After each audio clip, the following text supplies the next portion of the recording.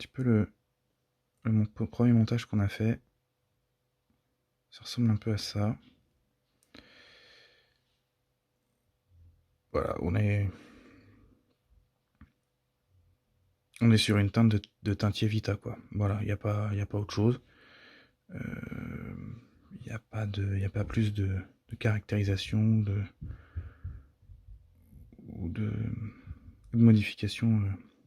Mais bon, on pourrait très bien s'arrêter là si le cas le nécessitait. Hein, y a pas de voilà. Au niveau de la coloration. On va commencer le montage pour le montage plus complexe. Je suis pas sûr que... Oh, c'est pas mal ça. Ça vous donne une idée de... Un peu mieux. Voilà. Hop. Bon alors on est parti. On va essayer de se mettre pas mal pour le reste. Alors, mon pinceau, on va en prendre un qui ressemble plutôt à ça. Celui-ci, il me va bien. Il est fin, il est tonique. Surtout pour les zones du bord libre où il va falloir être un petit peu plus précis, un petit peu plus fin, ça va être très très bien. Alors, on commence. Je sais pas si vous avez vu le montage, je vous l'avais montré. Je sais pas si sur la vidéo, au niveau de la vidéo finale, je pourrais pas vous basculer sur l'image du montage, comme ça les explications seront plus simples. On verra. Donc vous voyez en haut, on a notre premier montage. Alors le premier montage, il est là. Je vais essayer de vous l'attraper. C'est pas simple. Ça, voilà. Le premier montage, il est ici. On a fait que ça, hein, finalement. On n'a même pas mis le transclémentine hein, dans ce montage-là. Donc vous voyez, on va le faire maintenant. Le but du jeu, ce sera voilà, d'essayer de mettre en place ce montage. Voilà. Avec un peu plus de caractérisation. Hop, alors on y va. J'avais, me semble-t-il, fut une époque, un montage que j'avais fait sur un bridge de démonstration. Alors attendez, je vais voir si je peux vous choper vite fait. Voilà. Je ne sais pas du tout si on va bien voir les choses.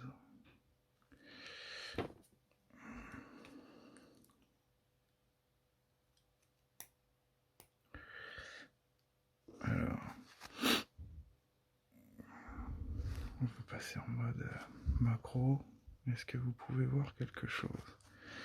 Alors, les bridges sont pas nettoyés, hein, ils sont...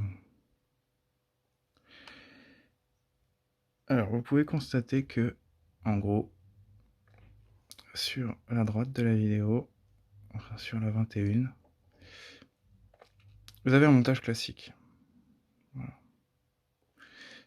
Et sur la 11, vous avez le fameux montage un peu plus léché, quoi. Alors, est-ce qu'on voit mieux quand je fais ça? Ouais. Hop. Mettez ça là, la poussière. On aperçoit quand même plus de détails. Voilà.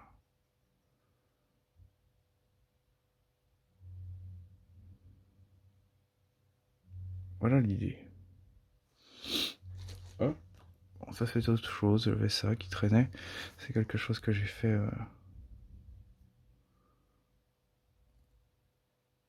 Voilà. On peut réaliser ce genre de choses. Ils sont sortis de cuisson là, ils sont absolument pas polis, il n'y a pas eu de polissage mécanique, il n'y a rien eu dessus. Donc voilà, les états de surface sont très brillants, très glossy, on peut envisager de les modifier. Hein. Voilà.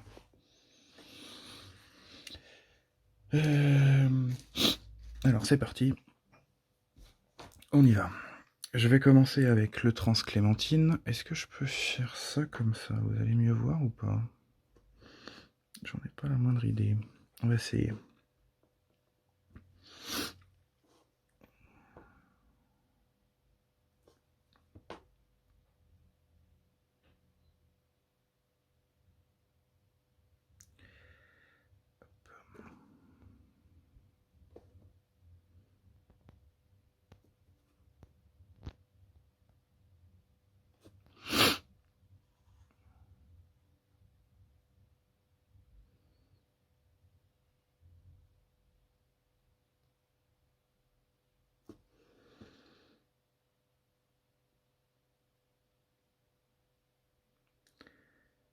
Je suis désolé, je commence à faire une crise d'allergie. J'ai le nez qui coule. Ça doit pas être agréable ça, dans les oreilles. Bon, je sais pas si vous voyez, voilà, j'ai mis mon clémentine au collet.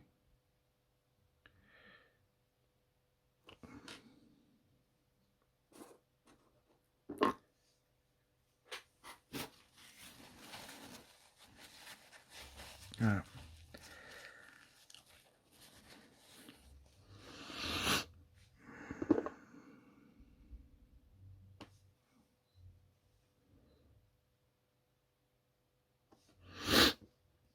Allez, c'est parti, on continue. On va en mettre un petit peu là. Je trouve qu'il n'y en a pas assez.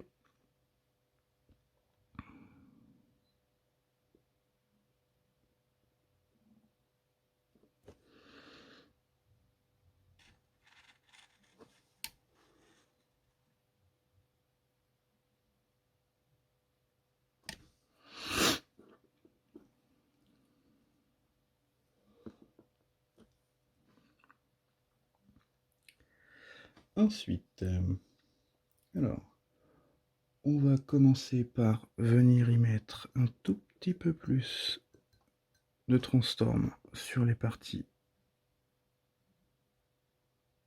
extérieures, au niveau des bords proximaux.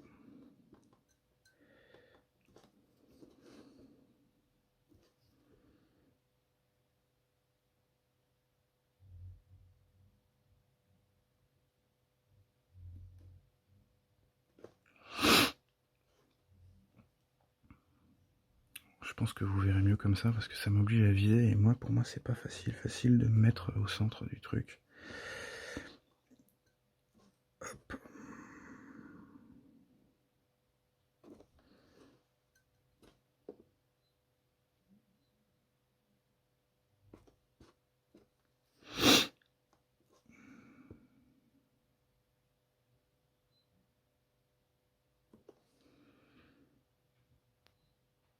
Voilà.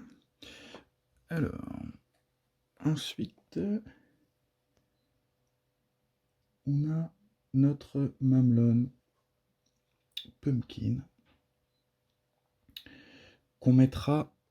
Vous voyez, en fait, on va pas le mettre en couche. On va d'abord commencer par notre mamelon corail qui est ici. Voilà. Et qu'on va étaler sur la zone là, ici. Voilà.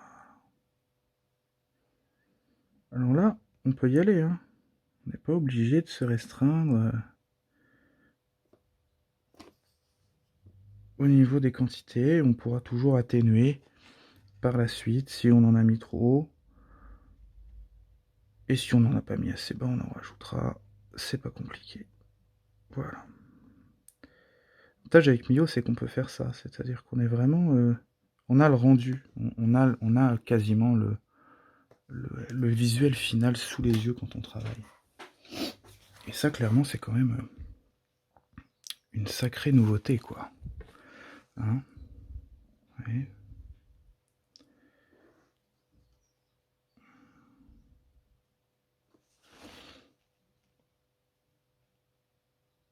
Oui, on commence à voir qu'il y a du contraste. Ouais, bon, l'autofocus il rame, mais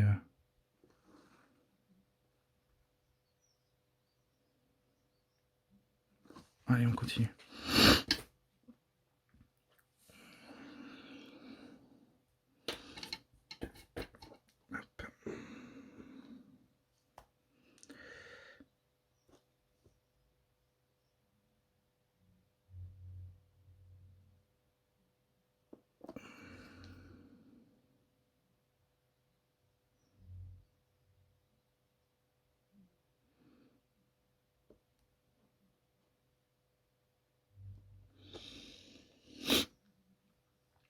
Hop, le pumpkin. Qui... oula, je perds la boule. Attendez, je vous remets en position, monsieur, du coup, vous voyez plus rien. Voilà, ok. Go.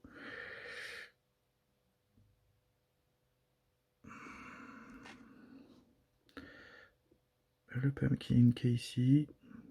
Alors attendez. On va justement basculer sur mon tout petit pinceau là.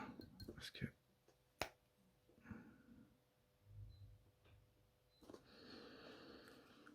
Hop.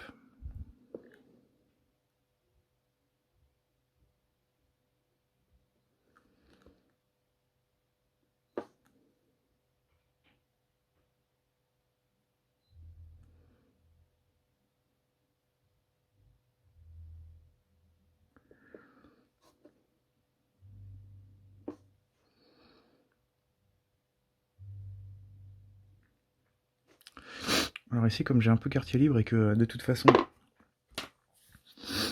ça va pas en bouche, j'insiste un peu sur les colorations, elles sont un peu violentes, hein, c'est un peu marqué. C'est surtout aussi pour que vous puissiez les voir à la vidéo, parce que sinon, je remarque que on voit pas grand chose. Voilà.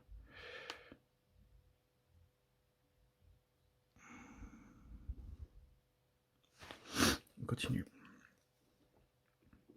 Hop. Alors maintenant, moi je vais réaccentuer un petit peu mes zones coloration. Ici, on a mon linel. Vous voyez, le linel, il est ici. Prendre un peu de linel pour respecter, hein, vraiment essayer de respecter un peu le schéma de montage. Alors, on en a un petit peu ici, alors on va en mettre. Voilà.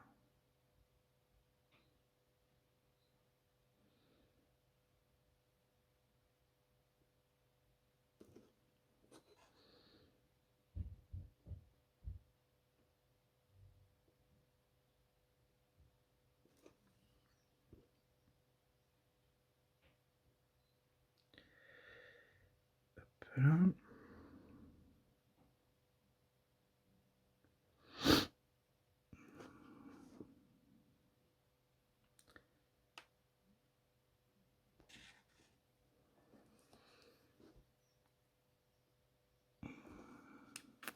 Hop.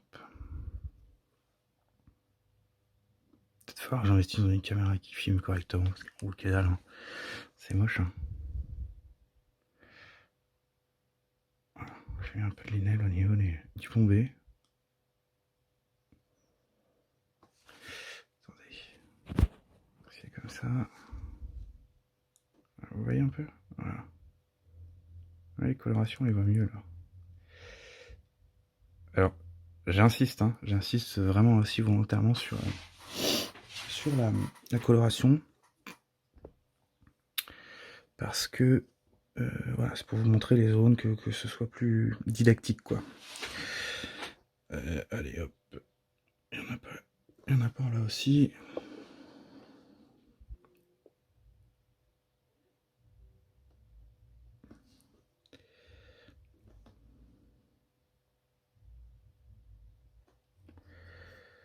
Alors, c'est un petit peu violent, même carrément violent.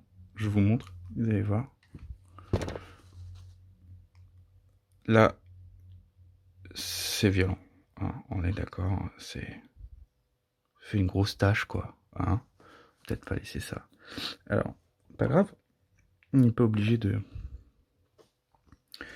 s'inquiéter. Je vais voir si je mets un truc en dessous. Ah, ça va peut-être être mieux, vous voyez mieux là. Vache, putain, on apprend avec le temps, hein. Alors, hop, linel, on n'est pas obligé de le supprimer complètement. On réétale comme il faut. Voilà.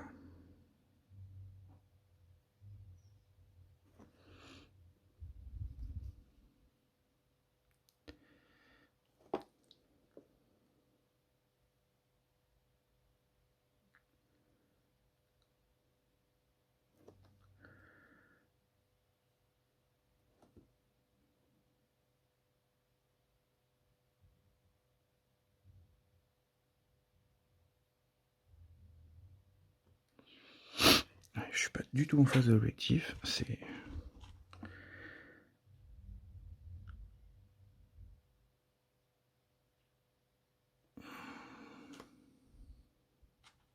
Voilà, vous voyez?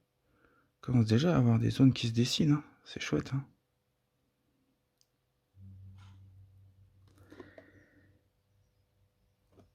Hop. Alors, derrière le bord libre, vous verrez, on y travaillera après.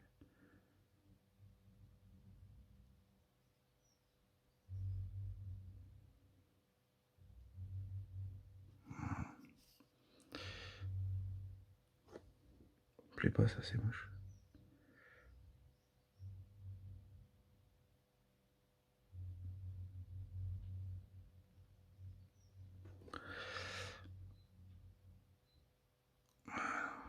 Commence à être un peu plus... Alors on va continuer. On s'arrête pas là. Oups. Alors, le storm que nous demande le montage, le schéma de montage, il est ici. On en prend un tout petit chouille. Et vous voyez, ils disent qu'il faut qu'on vienne en mettre un peu là. Hop.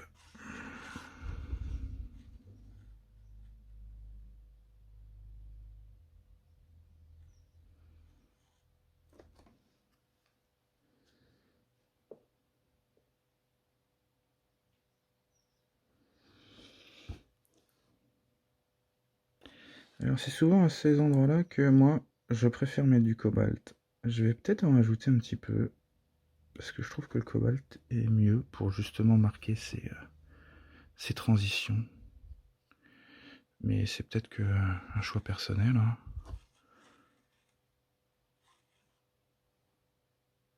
Voilà. Bon, en revanche, je vais quand même en profiter d'avoir du storm ici pour venir commencer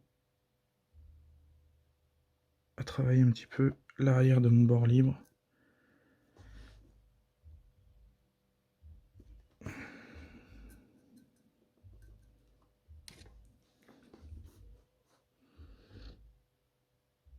Parce que ça, c'est vrai qu'on l'a pas fait tout à l'heure. On a travaillé avec la phase vestibulaire. Et on a dit qu'on allait essayer de faire un truc bien. Enfin, pas trop mal, quoi. Voilà.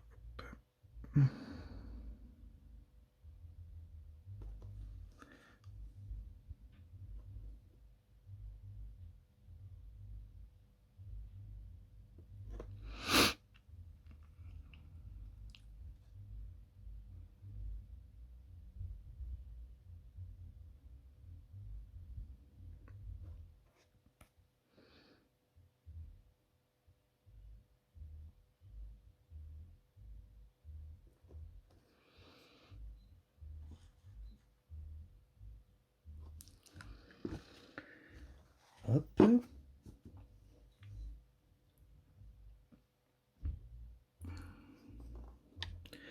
Alors je vais, je pense, mettre un peu de mon cobalt.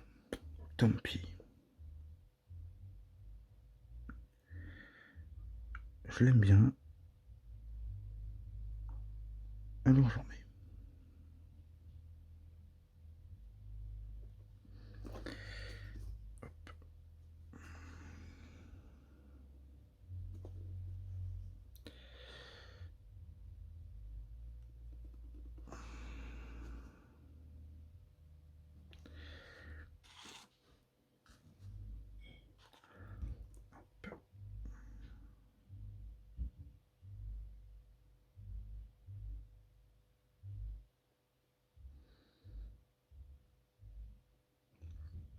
Vous voyez, ici, il y a une zone qui est vraiment trop.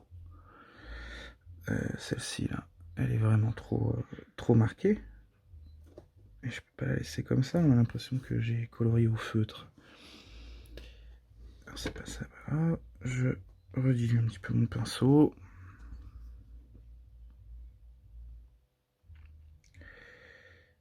Et je viens atténuer toute cette coloration qui paraissait vraiment trop marquée.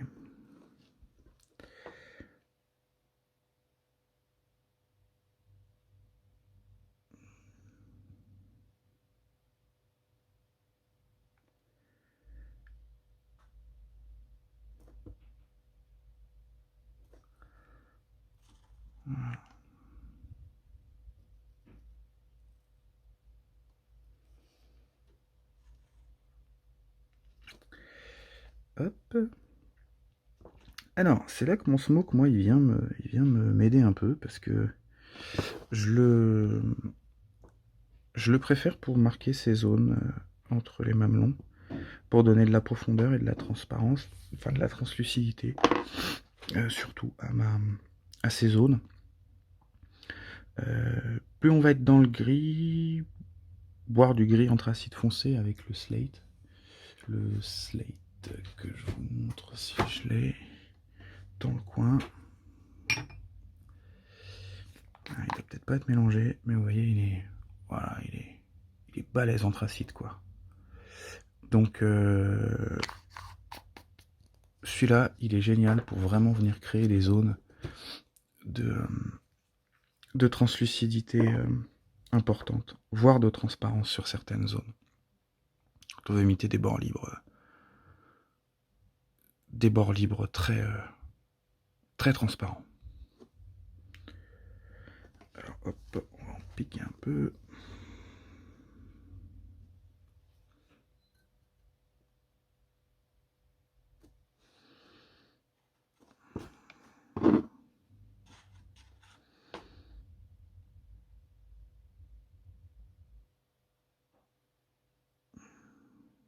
Ouais, vous comprenez que j'insiste quand même, hein. Je modifie un tout petit peu le montage, mais j'insiste parce que si je prends vraiment le schéma de montage qui est marqué, vous allez être déçus, vous verrez pas les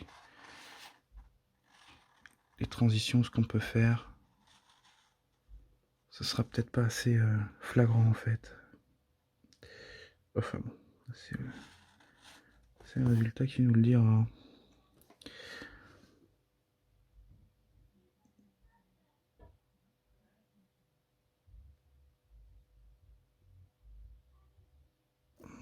Attendez, parce que moi je fais ma vie, mais en fait c'est à vous que je dois montrer des trucs. Hop.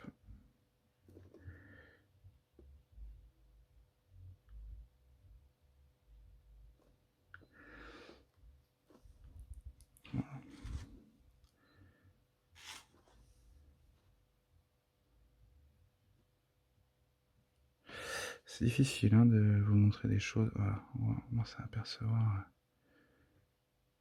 les zones.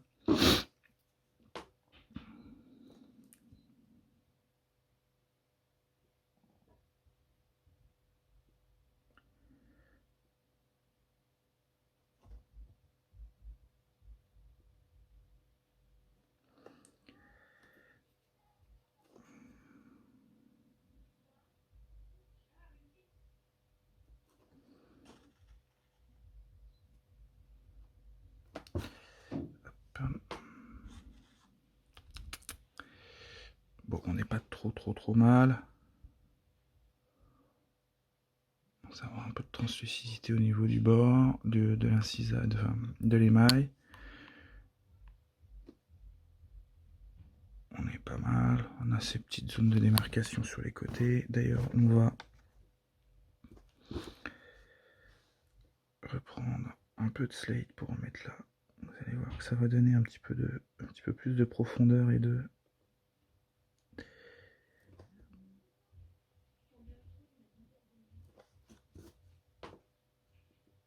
Ça va jouer surtout sur les nuances, hein, ça va...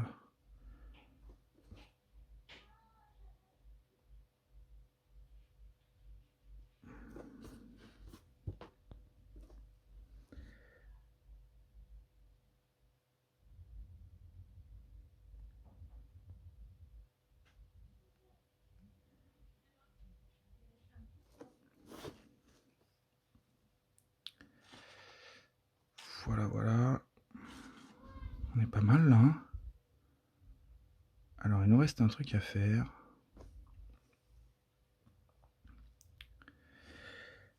C'est peut-être finalement atténuer un petit peu ces mamelons qui sont un peu gravos.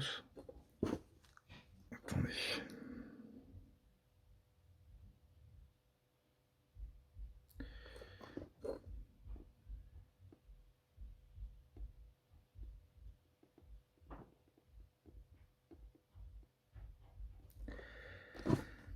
Hop.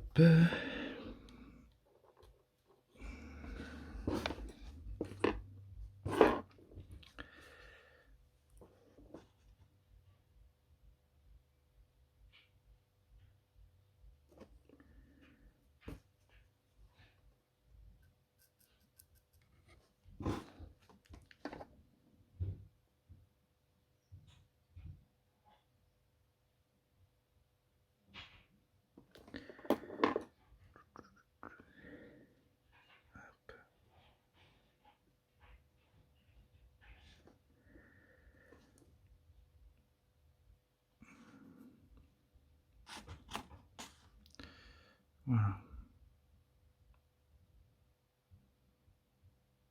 Pas trop mal là, hein. Bof.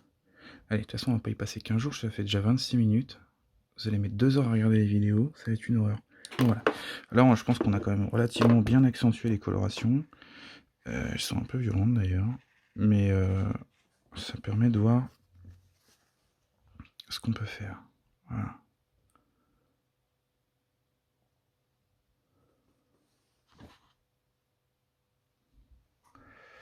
Je vais essayer de aller dans l'autre sens.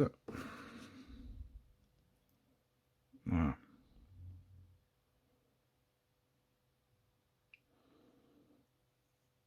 Allez, on va friter comme ça, enfin on va cuire comme ça.